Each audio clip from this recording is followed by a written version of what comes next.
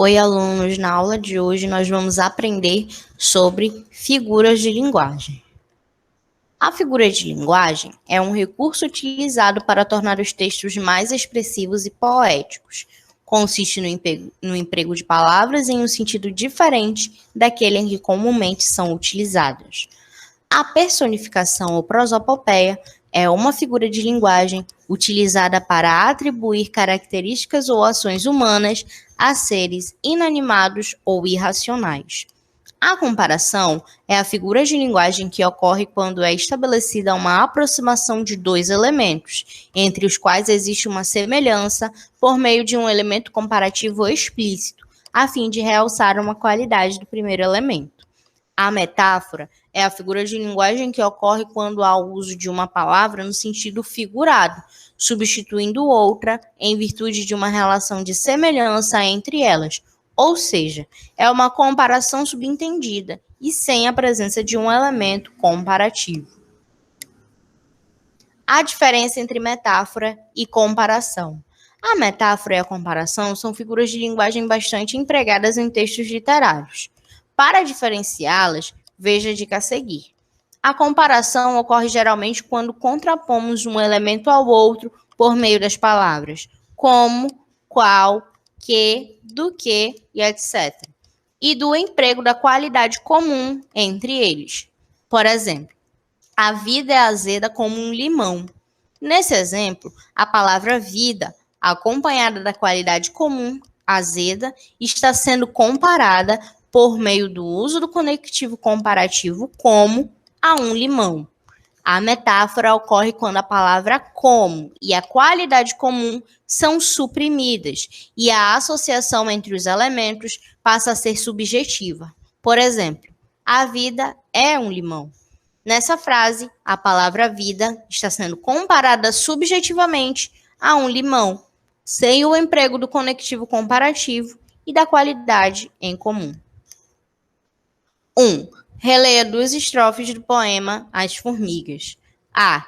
A que personagem as ações destacadas na primeira estrofe estão se referindo? Resposta: às cigarras e às formigas. B.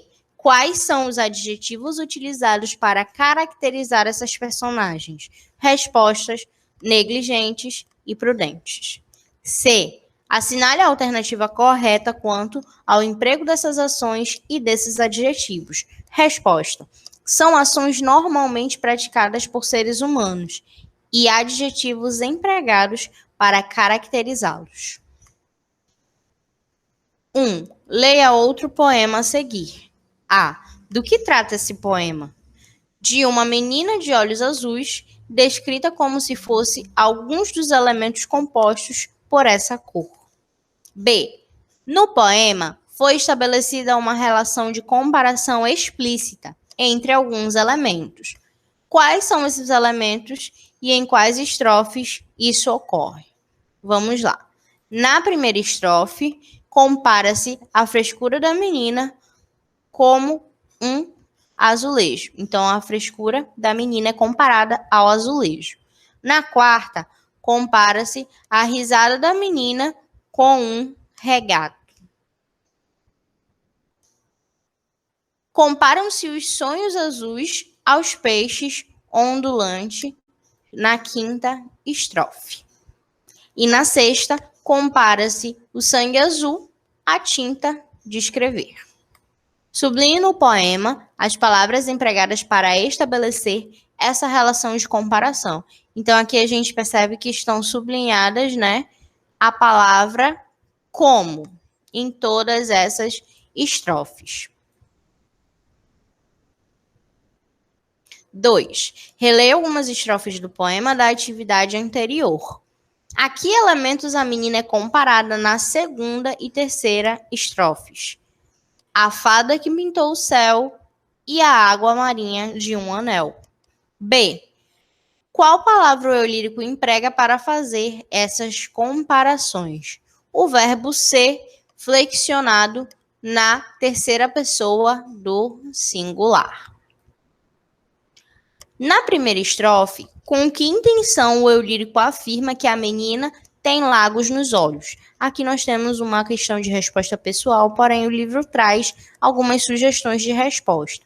A fim de fazer uma comparação implícita entre os olhos da menina e a cor, a profundidade ou a expressividade de um lago, a fim de dizer que a menina estava com os olhos brilhantes ou marejados, comparando-os com as águas do lago. 3. Leia agora mais um poema. A.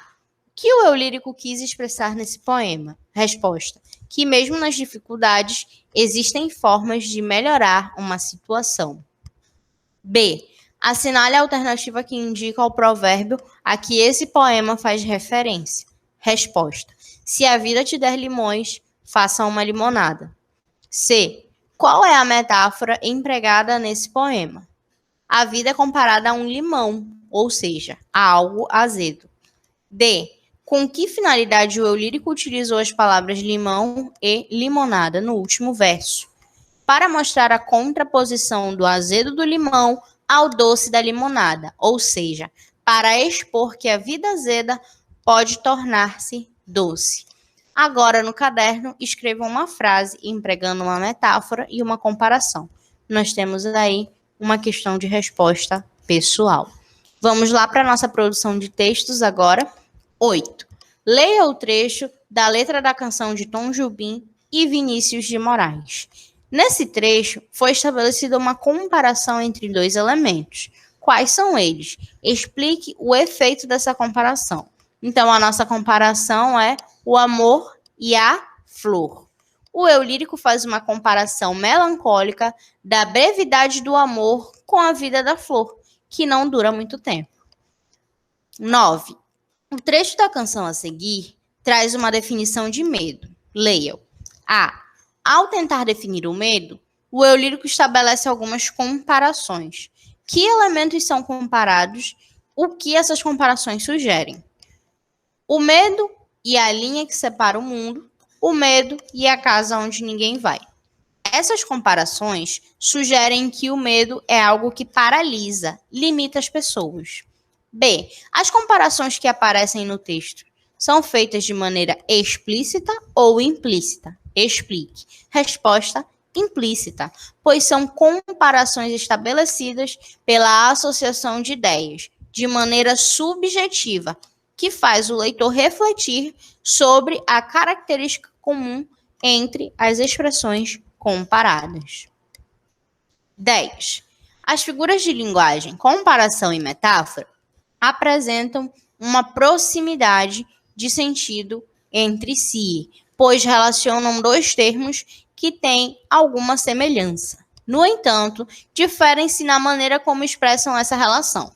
Leia os versos de uma letra de canção e escreva qual ou quais apresentam comparação e qual ou quais apresentam metáfora. Então, aqui a gente tem o trecho, né? E aí, comparação. Comparo sua chegada com a fuga a uma ilha. Olha só, tá bem aqui, né? Nesse trecho. E a metáfora, o amor é um grande laço. E aí ele tem metáfora e regime militar. Leia o texto a seguir e veja como a metáfora foi frequentemente empregada por artistas durante o regime militar no Brasil. Essa foi a nossa aula de hoje. Eu espero vocês na nossa próxima aula.